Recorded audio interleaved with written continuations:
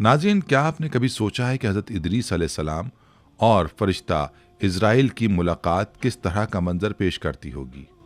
एक तरफ हज़रत इदरीस अलैहिस्सलाम की बुलंद रूहानियत और दूसरी तरफ इज़राइल की तकदीर का अमल।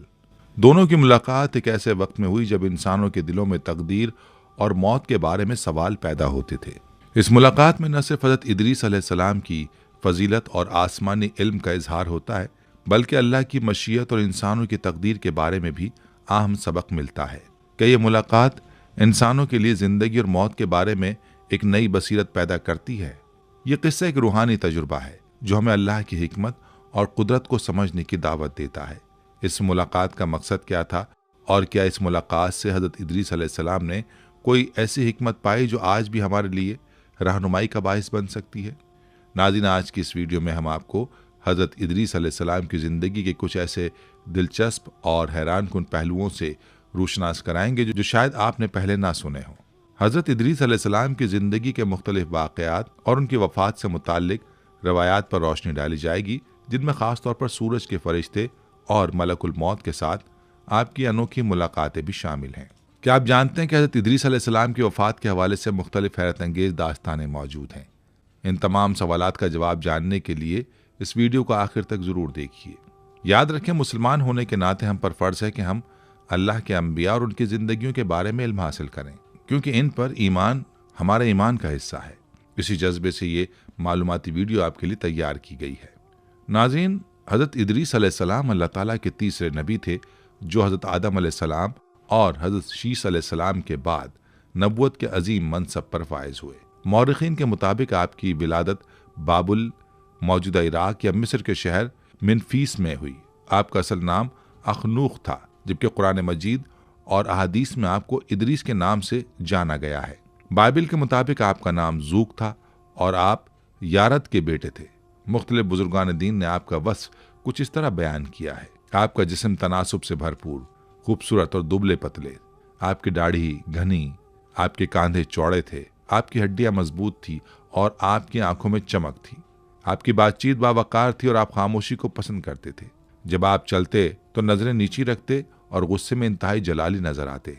आपकी बात करते वक्त शहादत की उंगली से इशारा करना मामूल था।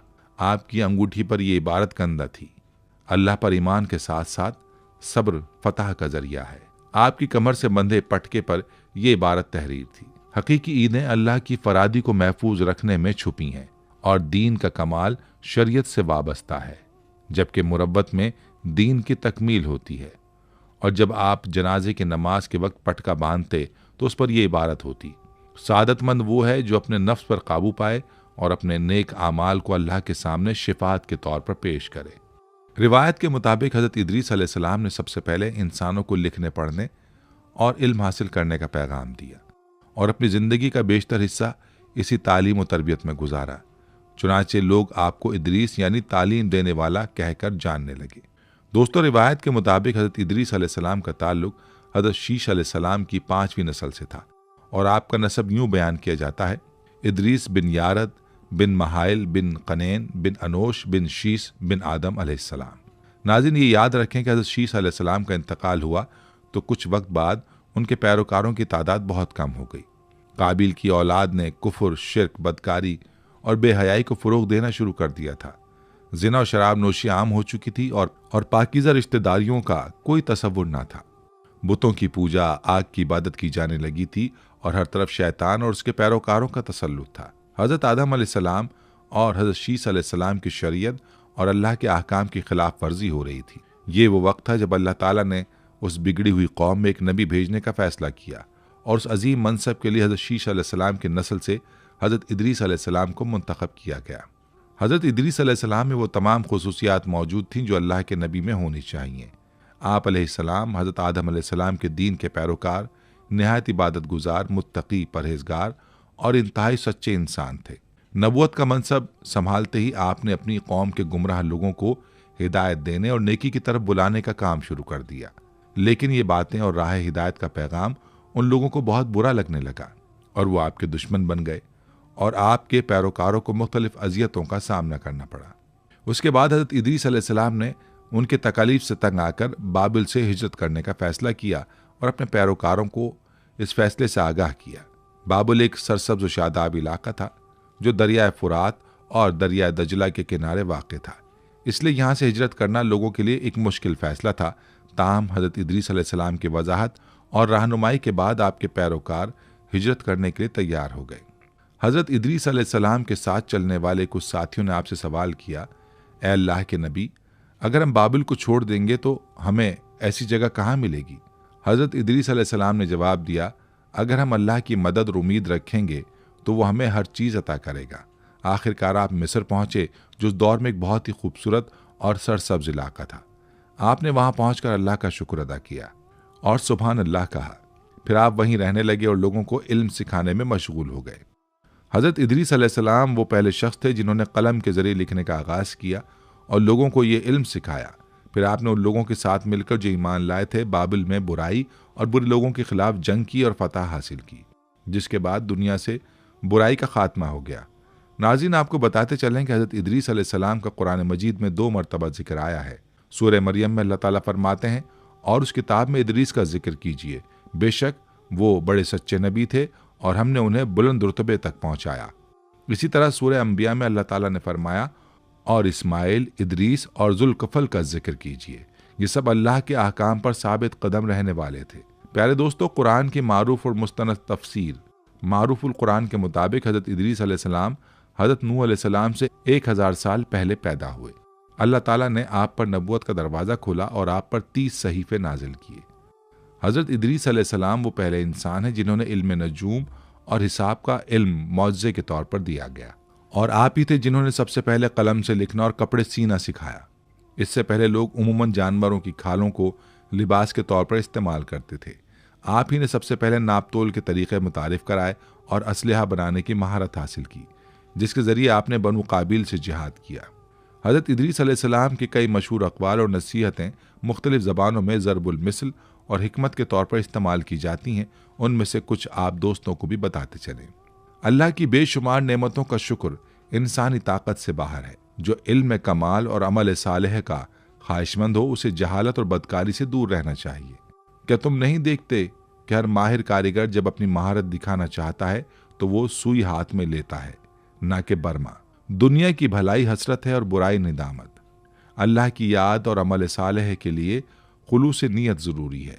झूठी कस्में ना खाओ, न अल्लाह के नाम को कसम के लिए इस्तेमाल करो और न झूठों की कस्में खाने पर आमादा करो, क्योंकि ऐसा करने से तुम भी गुनाह में शरीक हो जाओगे। जलील पेशों को इख्तियार ना करो, जैसे जानवरों के जुफ्ती कराने की उजरत लेना वगैरह। अपने बादशाहों की इताअत करो और अपने बड़ों के सामने आजिज रहो, और हर वक्त अल्लाह की हम्द में ज़बान तर रखो। हिकमत रूह की ज़िंदगी है। दूसरों की खुशहाली पर हसद ना करो, क्योंकि उनकी खुशी चंद रोज़ा है। जो ज़रूरियात से ज़्यादा की तलाश करता है वो कभी काने नहीं रहता। तारीख़ुल हुक्मा में भी ये जिक्र किया गया है कि बाज़ उलमा का अक़ीदा है कि तूफ़ान नूह से क़ब्ल में दुनिया में जितने भी उलूम फैलाए गए, उन सब के इब्तिदाई मौल्लिम हज़रत इदरीस अलैहिस्सलाम थे, जो मिस्र के आला इलाके के बाशिंदे थे। इब्रानी कौम उन्हें खनूख नबी के तौर पर जानती है और उनका नसब हज़रत आदम अलैहिस्सलाम के पड़पोते तक पहुँचता है, यानी खनूक इदरीस बिन यर्द बिन महाइल बिन कनीस बिन अनूश बिन शीस बिन आदम अलैहिस्सलाम। उनका भी ये दावा है कि फ़लसफ़े की किताबों में जिन इल्मी जवाहरात और हरकात नजूम का तज़किरा किया गया है, वो सबसे पहले हज़रत इदरीस अलैहिस्सलाम की ज़बान से ही ज़ाहिर हुए। अल्लाह की इबादत के लिए हैकलों की तामीर, इल्म तिब की इब्तिदा और अर्ज़ व समा अशिया के मुताल्लिक मौजू क़साइद के ज़रिए इज़हार ख़याल भी आप ही की इब्तकारात में शामिल हैं। इसके अलावा हज़रत इदरीस अलैहिस्सलाम ही वो पहले फ़र्द थे जिन्होंने तूफ़ान की पेशगोई की और बंदगान खुदा को उस आसमानी आफत से ख़बरदार किया जिसमें ज़मीन पानी और आग में डूब रही थी। ये मंजर देख कर हज़रत इदरीस अलैहिस्सलाम को इल्म की तबाही और सनतों की बर्बादी का खौफ हुआ, जिसके नतीजे में उन्होंने मिस्र में अहराम और मकाबिर बनवाए और उनमें नई इख्तिराआत और सनाए की तस्वीर नक्श की, ताकि ये उलूम और सनाअत हमेशा के लिए महफूज रहें और कभी फना ना हो। अल्लामा इब्न इसाक ने कहा कि हज़रत इदरीस अलैहिस्सलाम दुनिया के पहले शख्स थे जिन्होंने कलम से लिखा। मुआविया बिन हुक्म सलमा रज़ी अल्लाह अन्हा से मरवी है कि उन्होंने हुजूर सल्लल्लाहु अलैहि वसल्लम से रमल के बारे में सवाल किया। रमल एक ऐसा इल्म है जिसमें रेत पर मखसूस लकीरें खींचकर कुछ मालूम किया जाता है। तो रसूलुल्लाह सल्लल्लाहु अलैहि वसल्लम ने फरमाया ये इल्म एक नबी ने लिखा, लिहाजा जिस शख्स का लिखा हुआ उनके तरीके से मिलता हो वो काबिल कबूल है। तफसीर के उलमा फरमाते हैं कि हज़रत इदरीस अलैहिस्सलाम वो पहले शख्स थे जिन्होंने दीन की तबलीग के लिए वाज और खिताब का आगाज़ किया। नाज़रीन, हज़रत इदरीस अलैहिस्सलाम की ज़िंदगी में दो चीज़ें बहुत नुमायाँ हैं। एक तो उनका वाज और तबलीग का अमल और दूसरा आले काबिल के साथ जिहाद। चूँकि आप अलैहिस्सलाम को वाज और नसीहत देने का ख़ास मलका हासिल था, आपकी इब्तदाई कोशिश यही रही कि आले काबिल को अच्छी नसीहतों और वाज के ज़रिए अल्लाह की तरफ रुजू कराया जाए और दुनिया को बुराइयों से पाक करके एक अल्लाह की इबादत करने पर आमादा किया जाए। लेकिन शैतान ने उन लोगों को अपने चुंगल में इस हद तक जकड़ लिया था कि जब आप अलैहिस्सलाम उनसे अल्लाह की वहदानियत, एक अल्लाह की इबादत और बुराइयों से बचने की बात करते तो ये बातें उन पर गिरां गुजरती और वो आपको अजियत देने, तमस्खुर उड़ाने और पत्थर फेंकने तक पहुंच जाते। दरअसल तवील अरसे तक शैतान के जेर असर रहकर वो लोग शिर्क, कुफ्र और बदकारी में गर्क हो चुके थे और दुनिया दो वाज़ेह ग्रुपों में तकसीम हो चुकी थी। एक ग्रोह शैतान के पैरोकारों का था और दूसरा अल्लाह के रास्ते पर चलने वालों का। हज़रत इदरीस अलैहिस्सलाम उनकी इस हालत पर दिल गिरफ्तार और परेशान रहते थे। आप अलैहिस्सलाम ने अपनी तबलीग के जरिए उन लोगों को हिदायत देने की बहुत कोशिश की, मगर जब ये देखते हुए कोई नतीजा ना निकला तो अल्लाह के हुक्म से आपने उन लोगों के खिलाफ जिहाद का फैसला किया। आप अलैहिस्सलाम ने ईमान लाने वाले नौजवानों की एक जमात के साथ आले काबिल के खिलाफ जिहाद किया, जिसमें अल्लाह ने आपको कामयाबी दी और बहुत से लोग दीन हक की तरफ रागिब हो गए। हज़रत इदरीस अलैहिस्सलाम की तालीमात का बुनियादी पैगाम ये था, अल्लाह की हस्ती और उसकी तौहीद पर ईमान लाना, सिर्फ अल्लाह की इबादत करना, आखिरत के अजाब से बचने के लिए आमाल सालिहा की पैरवी करना, दुनिया से बेरगबती और तमाम उमूर में अदल इंसाफ का ख्याल रखना, इबादत को मखसूस तरीके से अदा करना, अय्याम बैज़ में रोज़े रखना, दुश्मनान इस्लाम से जिहाद करना, ज़कात अदा करना, तहारत व नज़ाफ़त पर अमल करना, ख़ास तौर पर जनाबत, कुत्ते और सूअर के इज्तनाब, हर किस्म के नशावर अशिया से परहेज करना। उन्होंने अपने पैरोकारों के लिए अल्लाह के हुक्म से मखसूस अय्याम में ईदें मुकर्रर की और चंद मखसूस औकात में नज़र व कुर्बानी को फ़र्ज करार दिया। इन अय्याम में कुछ रूयत हिलाल पर, कुछ सूरज के किसी खास बुर्ज में दाखिल होने पर और कुछ सैयारों के मखसूस बुयूत या बुर्ज में दाखिल होने के वक्त अदा की जाती थीं।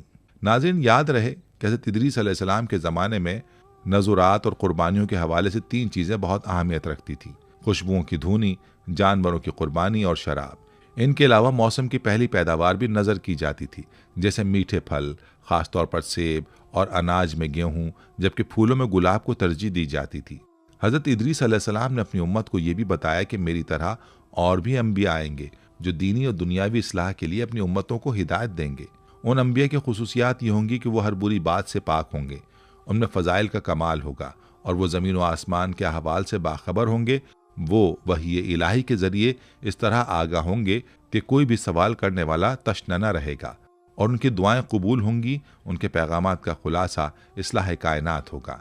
जब हज़रत इदरीस अलैहिस्सलाम को अल्लाह की ज़मीन का मालिक बनाया गया तो आपने इल्म व अमल के एतबार से लोगों को तीन तबक़ात में तकसीम किया: काहिन, बादशाह और रैयत। इनके मरातिब इस तरह थे कि काहिन सबसे बुलंद दर्जा रखते थे क्योंकि वो अपने नफ्स के अलावा बादशाह और रैयत के मामलात में भी जवाबदेह थे। बादशाह को दूसरा दर्जा दिया गया क्योंकि वो अपने और मुमलिकत के उमूर के मुतालिक जवाबदेह थे, और रैयत को तीसरा दर्जा दिया गया क्योंकि वो सिर्फ अपने नफ्स के मुतालिक जवाबदेह थे। ये तबक़ात सिर्फ फ़राइज़ के एतबार से थे, न कि नस्ल या ख़ानदान के लिहाज से। हज़रत इदरीस अलैहिस्सलाम रफ़ा इलल्लाह तक अपनी शरीयत और सियासत के कवानीन की तबलीग करते रहे। उस दौरान अस्क़लिबूस नाम का बादशाह बहुत पुख्ता अज़म और इरादे का मालिक था और उसने हज़रत इदरीस अलैहिस्सलाम के कलिमात और कवानीन शरीयत की हिफाजत की। हज़रत इदरीस अलैहिस्सलाम के उठा लिए जाने के बाद अस्क़लिबूस ने गहरे गम व मलाल का इजहार किया और हज़रत इदरीस अलैहिस्सलाम की तस्वीर बनवाई जिनमें उनकी रफ़ा की हालत को दिखाया गया। अस्क़लिबूस, जो कि यूनान के इलाके पर हुक्मरानी करता था, ने तूफ़ान नूह के बाद बच जाने वाले हैकलों में हज़रत इदरीस अलैहिस्सलाम की तस्वीरें देखीं। यूनानियों ने जब उन तस्वीर को देखा और अस्क़लिबूस की अज़मत सुनी तो उन्हें यह गलत फहमी हुई कि अस्क़लिबूस ही वो शख्स है जिसका रफ़ा हुआ। हालांकि ये गलत फहमी थी जो महज क़यास से पैदा हुई। हज़रत इब्न अब्बास रज़ियल्लाहु ताला अन्हु ने हज़रत काब रज़ियल्लाहु अन्हु से पूछा कि कुरान में इस आयत और हमने उनको ऊंची जगह उठा लिया का क्या मतलब है।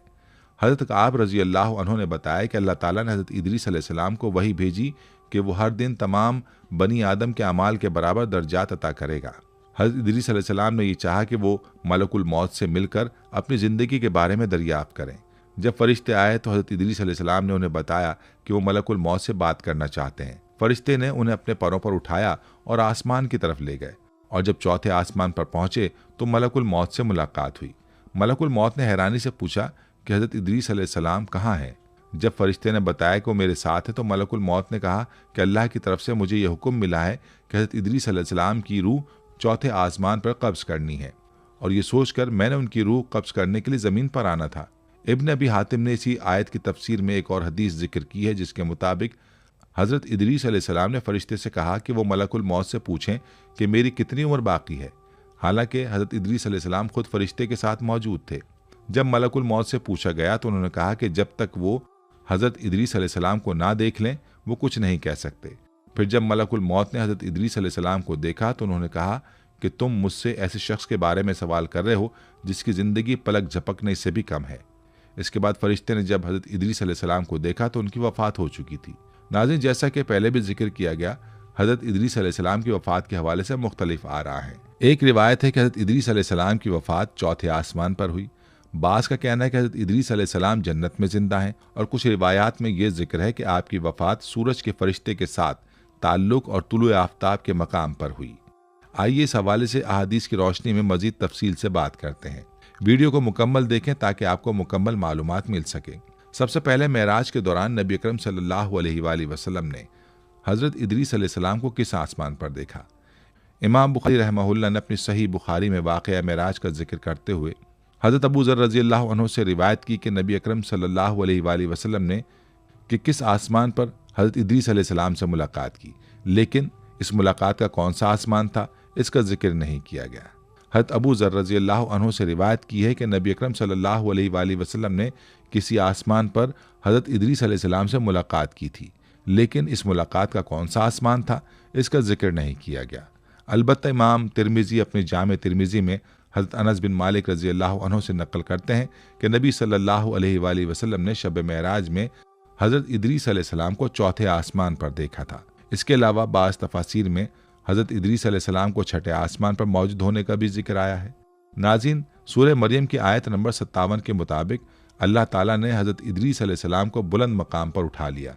उस बुलंद मकाम की मुख्तलिफ तफासीर की गई हैं। बाज़ मुफस्सिरीन ने उसे जन्नत से ताबीर किया है। बाज़ के मुताबिक उससे मुराद दुनिया में बुलंद मर्तबा हासिल करना है, और कुछ का कहना है कि हज़रत इदरीस अलैहिस्सलाम को चौथे आसमान तक उठाया गया था। नाज़रीन, अब आइए हज़रत इदरीस अलैहिस्सलाम के सूरज के फरिश्ते से ताल्लुक़ के बारे में एक रिवायत पर गौर करते हैं।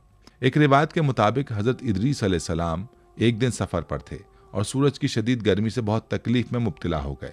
इस पर आपने अल्लाह से दुआ की कि सूरज की तपिश को कम किया जाए और उसके फरिश्ते का बोझ भी हल्का किया जाए। अल्लाह ताला ने आपकी दुआ कबूल फरमाई और अगले दिन सूरज के फरिश्ते ने मामूल से कम गर्मी महसूस की। उस फरिश्ते ने अल्लाह से उसका सबब दरियाफ्त किया तो अल्लाह ने फरमाया कि हज़रत इदरीस अलैहिस्सलाम ने यह दुआ की थी और मैंने उसकी दरख्वास्त मंजूर कर ली। इस पर सूरज के फरिश्ते ने हज़रत इदरीस अलैहिस्सलाम से दोस्ती की ख्वाहिश की और अल्लाह से इजाज़त लेकर वो हज़रत इदरीस अलैहिस्सलाम के पास पहुंचा। हज़रत इदरीस अलैहिस्सलाम ने उससे कहा कि वो मलकुल मौत से बात करके मेरी उम्र में मज़ीद वक्त बढ़ाने की कोशिश करे ताकि मैं अल्लाह की इबादत कर सकूं और मेरे अमाल में इजाफा हो सके। सूरज के फरिश्ते ने जवाब दिया कि मैं मलकुल मौत से आपकी उम्र में कमी बेशी नहीं करवा सकता, लेकिन मैं उनसे आपके लिए सिफारिश ज़रूर करूँगा। उसके बाद वह हज़रत इदरीस अलैहिस्सलाम को अपने साथ आसमान पर ले गया और उन्हें तुलुए आफ्ताब के मकाम के करीब छोड़ दिया।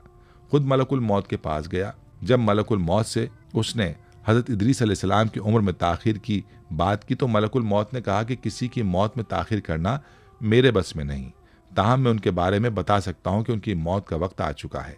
जब मलकुल मौत ने अपना रजिस्टर चेक किया तो कहा कि हज़रत इदरीस अलैहिस्सलाम की ज़िंदगी ख़त्म हो चुकी है और उनकी वफ़ात तुलुए आफ्ताब के मकाम पर हुई। एक और रिवायत के मुताबिक हज़रत इब्न अब्बास रज़ियल्लाहु अन्हु बयान करते हैं कि हज़रत इदरीस अलैहिस्सलाम ज़मीन पर सबसे ज़्यादा इबादत करने वाले थे। शाम के वक्त आपके नेक अमल ज़मीन पर मौजूद तमाम इंसानों से ज़्यादा होते थे। एक मरतबा उस फरिश्ते ने जो आपके नेक अमल आसमान तक पहुँचाता था हज़रत इदरीस अलैहिस्सलाम की ज़ियारत की ख्वाहिश की। अल्लाह ताला ने उसे इजाज़त दे दी और वो फरिश्ता हज़रत इदरीस अलैहिस्सलाम के पास आया। हज़रत इदरीस अलैहिस्सलाम ने उससे कहा कि वो मलकुल मौत से मेरी उम्र में ताख़ीर की सिफारिश करे ताकि मुझे अल्लाह की इबादत के लिए मज़ीद वक्त मिले। उस फरिश्ते ने जवाब दिया, ये मुमकिन नहीं है, मगर मैं मलकुल मौत से इस हवाले से बातचीत ज़रूर करूँगा। फिर वो फरिश्ता हज़रत इदरीस अलैहिस्सलाम को आसमान पर ले गया और जब मलकुल मौत से मुलाकात हुई तो फरिश्ते ने हज़रत इदरीस अलैहिस्सलाम की उम्र में ताख़ीर की दरख्वास्त की। मलकुल मौत ने रजिस्टर चेक किया और बताया कि हज़रत इदरीस अलैहिस्सलाम की ज़िंदगी ख़त्म हो चुकी है और वो आसमान पर ही वफ़ात पा गए। इस रिवायत के मुताबिक भी हज़रत इदरीस अलैहिस्सलाम की वफ़ात आसमान पर हुई, ताहम ये वाज़ेह नहीं कि वो किस आसमान पर थे। नाज़रीन, एक और रिवायत के मुताबिक ये जिक्र किया गया है कि हज़रत इदरीस अलैहिस्सलाम अल्लाह के दीन की तबलीग के साथ साथ ज़मीन की सैर भी करते रहे। आप कपड़ों की सिलाई करते थे, लेकिन उसके बावजूद कभी भी अल्लाह की इबादत से गाफिल नहीं हुए। आपके तमाम आमाल ज़मीन पर बसने वाले इंसानों के बराबर थे। मलकुल मौत अल्लाह की रज़ा के लिए हज़रत इदरीस अलैहिस्सलाम से मोहब्बत रखते थे। एक दफ़ा हज़रत इदरीस अलैहिस्सलाम सयाहत के लिए निकले तो मलकुल मौत ने अल्लाह से इजाज़त लेकर आपके पास आकर अर्ज़ किया, ए अल्लाह के नबी, आप मुझे अपनी सोहबत और हमसफ़री की इजाज़त दें। हज़रत इदरीस अलैहिस्सलाम ने उस अजनबी की बात सुनी और कहा, तुम मेरी संगत नहीं निभा सकोगे। मलकुल मौत ने कहा कि उसे उम्मीद है कि अल्लाह उसे इस ताकत से नवाजेगा। हज़रत इदरीस अलैहिस्सलाम ने उसे अपने साथ सफ़र पर ले लिया और दोनों रवाना हो गए। जब असर का वक्त आया तो एक जगह उन्हें एक चरवाहा बकरियां चराता नजर आया। बकरियां देखकर मलकुल मौत ने कहा, ए अल्लाह के नबी, हमें नहीं मालूम कि हमें कहाँ शाम हो जाएगी, इसलिए हमें बकरी का एक बच्चा पकड़कर अफ्तार करना चाहिए। हज़रत इदरीस अलैहिस्सलाम ने उसकी बात को नापसंद किया और कहा, दोबारा ऐसी बात ना करना, तुम मुझे नाजायज़ खाने की दावत दे रहे हो। रिस्क अल्लाह ने देना है, जब शाम होगी तो हमारा रिस्क भी पहुंच जाएगा। शाम के वक्त अल्लाह ताला ने उनका रिस्क भेजा। हज़रत इदरीस अलैहिस्सलाम ने मलकुल मौत को खाना पेश किया, लेकिन उसने इनकार कर दिया और कहा कि उसे भूख नहीं है। फिर हज़रत इदरीस अलैहिस्सलाम ने खाना खाया और इबादत में मशगूल हो गए। मलकुल मौत भी उनके साथ नमाज के लिए खड़ा हो गया। कुछ देर बाद हज़रत इदरीस अलैहिस्सलाम थक गए और नींद की शिद्दत से ऊँघने लगे, लेकिन जब उन्होंने अपने साथी को इबादत करते देखा तो उन्हें बड़ी हैरत हुई। मलकुल मौत बड़े इन्हिमाक से अल्लाह की इबादत करता रहा और उस पर थकावट या नींद के आसार न थे। हज़रत इदरीस अलैहिस्सलाम के लिए ये एक ताज्जुब अंगेज़ बात थी, क्योंकि वो समझते थे कि कोई भी उनसे ज़्यादा इबादत की ताकत नहीं रखता, लेकिन उस शख्स ने साबित कर दिया कि उसमें उनसे भी ज़्यादा इबादत की ताकत थी। अगले दिन जब सुबह हुई तो दोनों दोबारा सफ़र पर रवाना हो गए। दिन के आखिर में जब वो अंगूरों के एक बाग के करीब पहुंचे तो मलकुल मौत ने कहा, ए अल्लाह के नबी, हमें नहीं मालूम कि शाम कहाँ होगी, इसलिए हमें कुछ अंगूर यहाँ से ले लेने चाहिए। हज़रत इदरीस अलैहिस्सलाम ने सख्त लहजे में कहा, मैंने तुम्हें गलत अमल करने से मना किया था, जब शाम होगी तो हमारा रिस्क पहुँच जाएगा। शाम के वक्त अल्लाह ताला ने उनका रिस्क भेजा। इस बार भी मलकुल मौत ने खाने से इनकार किया। खाने के बाद हज़रत इदरीस अलैहिस्सलाम इबादत में मशगूल हो गए और मलकुल मौत भी उनके साथ नमाज पढ़ने लगा। उसी दौरान हज़रत इदरीस अलैहिस्सलाम दोबारा थक गए, मगर मलकुल मौत पर थकावट का कोई असर न था। हज़रत इदरीस अलैहिस्सलाम ने हैरत से उससे पूछा, तुम कौन हो? अल्लाह की कसम, तुम आदम की औलाद तो नहीं लगते। इस पर मलकुल मौत ने अपना तारुफ कराया और बताया कि वो वही फरिश्ता है जो लोगों की रूह कब्ज़ करता है। हज़रत इदरीस अलैहिस्सलाम ने पूछा, क्या तुम्हें मेरे बारे में कोई हुक्म नहीं दिया गया? मलकुल मौत ने अदब से जवाब दिया, नहीं, आपके बारे में अभी तक कोई हुक्म नहीं आया। अगर आपके मुताल्लिक हुक्म होता तो आपको मोहलत देना मेरे लिए मुमकिन न था। मलकुल मौत ने कहा कि अल्लाह की रज़ा के लिए वो हज़रत इदरीस अलैहिस्सलाम से मोहब्बत रखते हैं और इस मोहब्बत की वजह से ही उन्होंने उनकी संगत इख्तियार की। हज़रत इदरीस अलैहिस्सलाम ने मलकुल मौत से सवाल किया, तू 3 दिन और 3 रातों से मेरे साथ रहा है, क्या इस दौरान तुमने किसी की रूह कब्ज़ नहीं की? मलकुल मौत ने बताया, ये दुनिया मेरे लिए एक दस्तरखान की तरह है, जैसे कोई शख्स दस्तरखान पर बैठकर जो चाहे खा लेता है। जब मुझे किसी की रूह कब्ज़ करने का हुक्म होता है तो मैं फ़ौरन उसकी रूह कब्ज़ कर लेता हूँ, चाहे वो ज़मीन के मशरिक़ में हो या मगरिब में। हज़रत इदरीस अलैहिस्सलाम ने कहा, जिस ज़ात की मोहब्बत की वजह से तुम मेरे साथ हो, उस ज़ात के नाम पर तुम्हें मेरा एक काम करना होगा। मलकुल मौत ने पूछा, आप क्या चाहते हैं? हज़रत इदरीस अलैहिस्सलाम ने कहा, मैं एक बार मौत का जायका चखना चाहता हूँ, तो मेरी रूह मेरे जिस्म से जुदा कर दो ताकि मुझे मौत का जायका महसूस हो, फिर तुम मेरी रूह वापस लौटा देना। चुनाचे मलकुल मौत ने अल्लाह की बारगाह में हाजिर होकर इजाज़त तलब की और अल्लाह ताला ने उन्हें इजाज़त दे दी। मलकुल मौत ने हज़रत इदरीस अलैहिस्सलाम की रूह कब्ज़ कर ली और फिर वादे के मुताबिक उनकी रूह वापस लौटा दी। जब हज़रत इदरीस अलैहिस्सलाम को अफाका हुआ तो मलकुल मौत ने अदब से कहा, मैं नहीं चाहता था कि मेरी सोहबत से आपको तकलीफ पहुँचे, लेकिन आप बताएं, आपने मौत का जायका कैसा पाया? हज़रत इदरीस अलैहिस्सलाम ने जवाब दिया, मैं मौत के बारे में हमेशा सुनता और बयान करता रहा, मगर ये तजर्बा बयान करने और सुनने से कहीं ज़्यादा अजीम है। फिर हज़रत इदरीस अलैहिस्सलाम ने कहा, अब मैं चाहता हूँ कि सरसरी नज़र से दोज़ख भी देख लूँ। मलकुल मौत ने हैरत से पूछा, तुम सही कह रहे हो, लेकिन तुम दोज़ख को देख के क्या करोगे? हज़रत इदरीस अलैहिस्सलाम ने जवाब दिया, मैं चाहता हूँ कि उसे देखकर मेरा खौफ मजीद बढ़ जाए, ताकि मैं अपने रब की इबादत में पहले से ज़्यादा मेहनत करूँ। चुनाचे मलकुल मौत हज़रत इदरीस अलैहिस्सलाम को लेकर जहन्नुम के दरवाजे तक पहुंचे। जब दारोगा ने उनका तारुफ सुना तो वो खौफ के मारे कांपने लगा, लेकिन मलकुल मौत ने कहा, डरो नहीं, अगर मुझे तुम्हारे बारे में कोई हुक्म होता तो तुम्हें मोहलत ना देता। मेरे साथ अल्लाह के नबी हज़रत इदरीस अलैहिस्सलाम हैं, वो सिर्फ एक नज़र जहन्नुम देखना चाहते हैं। फिर मलकुल मौत ने जहन्नुम का दरवाज़ा खोला, लेकिन जैसे ही हज़रत इदरीस अलैहिस्सलाम को उसकी गर्मी और लू का सामना हुआ, वो बेहोश हो गए। मलकुल मौत ने फ़ौरन दरवाज़ा बंद कर दिया। जब हज़रत इदरीस अलैहिस्सलाम होश में आए तो उन्होंने कहा, मैं दोज़ख के बारे में हमेशा सुनता और बयान करता रहा, लेकिन जो मैंने देखा वो बयान करने से कहीं ज़्यादा अजीम था। फिर हज़रत इदरीस अलैहिस्सलाम ने अपनी आखिरी ख्वाहिश का इजहार किया, अब मैं चाहता हूँ कि जन्नत भी देखूँ, ताकि उसके लिए मेरे दिल में मज़ीद शौक़ व मोहब्बत पैदा हो। हज़रत इदरीस अलैहिस्सलाम को जन्नत के दरवाजे तक ले गए। जब निगरानों ने मलकुल मौत का तारुफ सुना तो वो खौफ के मारे कांपने लगे, लेकिन मलकुल मौत ने उन्हें बताया कि वो हज़रत इदरीस अलैहिस्सलाम को जन्नत दिखाने आए हैं। फिर जब जन्नत का दरवाज़ा खुला, हज़रत इदरीस अलैहिस्सलाम को उसकी खुशबू और ठंडक ने इस कदर सरशार कर दिया कि उनके दिल में बेपनाह खुशी छा गई। हज़रत इदरीस अलैहिस्सलाम ने मलकुल मौत से कहा, मैं जन्नत में दाखिल होना चाहता हूँ, उसके फल खाना चाहता हूँ, इसका पानी पीना चाहता हूँ। मलकुल मौत ने हज़रत इदरीस अलैहिस्सलाम की ये ख्वाहिश पूरी की और उन्हें जन्नत में दाखिल होने, फल खाने और पानी पीने की इजाज़त दी। फिर जब मलकुल मौत ने कहा कि अब आप बाहर आएँ, तो हज़रत इदरीस अलैहिस्सलाम ने इनकार कर दिया और जन्नत के एक दरख्त से चिमट गए और फरमाया, मैं तो अब जन्नत से बाहर नहीं जाऊँगा, अगर तुम मुझे यहाँ से निकालना चाहते हो तो मैं झगड़ा भी करूँगा। अल्लाह ताला ने मलकुल मौत को वही भेजी, ये मेरा बंदा इदरीस है। मेरी इज़्ज़त और जलाल की कसम मैं पहले ही जानता था कि मौत इन तक सिर्फ एक ही मर्तबा पहुँचेगी और ये जहन्नुम पर सिर्फ एक ही मर्तबा वारिद होंगे, जैसा कि ये पहले ही वारिद हो चुके हैं। और जिस वक्त इनका जन्नत में दाखिला होना था, मुझे इसका इल्म था, अब इन्हें जन्नत में ही रहना है, ये यहाँ से नहीं निकलेंगे।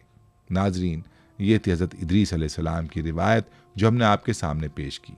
हज़रत इदरीस अलैहिस्सलाम कहाँ और किस हाल में है, ये अल्लाह की मशीयत में है। ताहम ये ज़रूर जिक्र किया जा सकता है कि हज़रत इदरीस अलैहिस्सलाम की उम्र 365 साल थी।